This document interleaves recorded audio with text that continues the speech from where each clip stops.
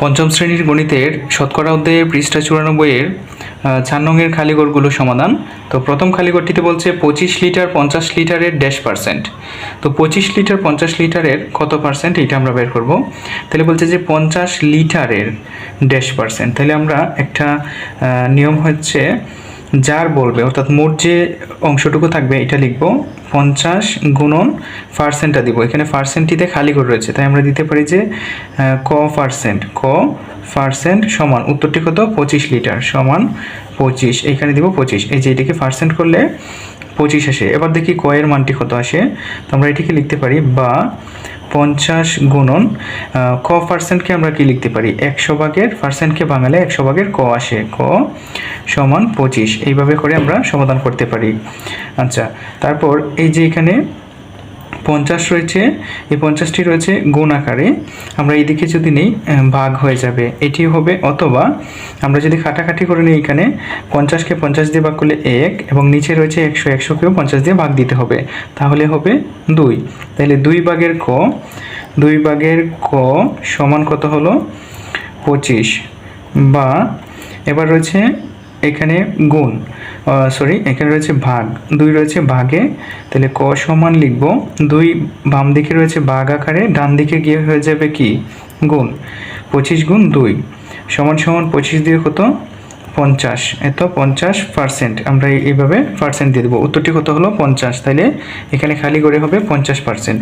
আচ্ছা, এটির একটি শর্টকাট নিয়মও আছে, যেটি হচ্ছে বলছে 25 লিটার 50 লিটারের কত পার্সেন্ট। তাহলে যে মোট অংশটা থাকবে 50, এটির যদি অর্ধেক বলে যে কত পার্সেন্ট, তাহলে আমরা সরাসরি 50 দিতে পারি। এই যে এখানে 50-এর অর্ধেক হচ্ছে 25, তাই এখানে আমরা লিখে দিতে পারি 50%।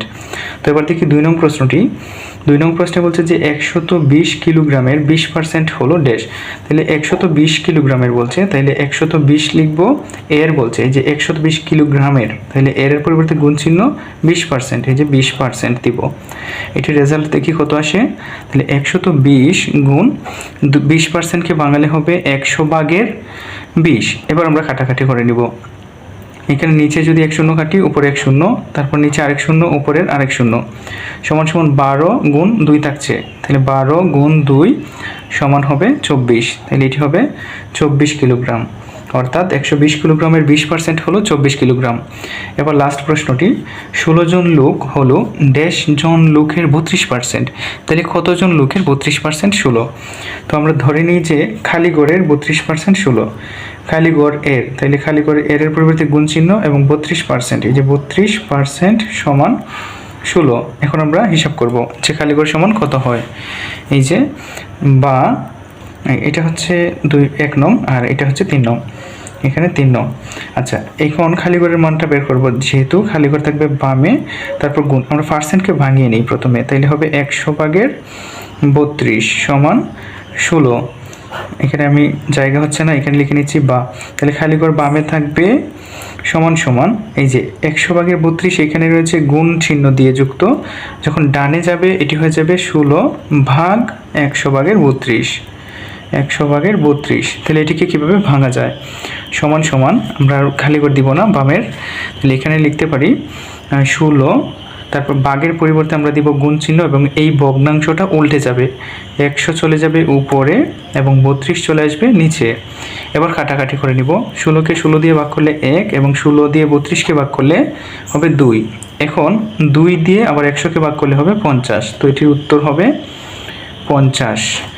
অর্থাৎ 16 জন লোক হলো 50 জন লোকের 32%। এটি ছিল মূলত খালিঘরগুলোর সমাধান। যদি ভিডিওটি ভালো লাগে অবশ্যই লাইক, কমেন্ট এবং শেয়ার করে দিবেন, এবং প্রথম কমেন্টে গিয়ে সম্পূর্ণ অধ্যায় সমাধান লিঙ্কে ক্লিক করে সম্পূর্ণ অধ্যায়টি সমাধান দেখে নেবেন। ধন্যবাদ সকলকে।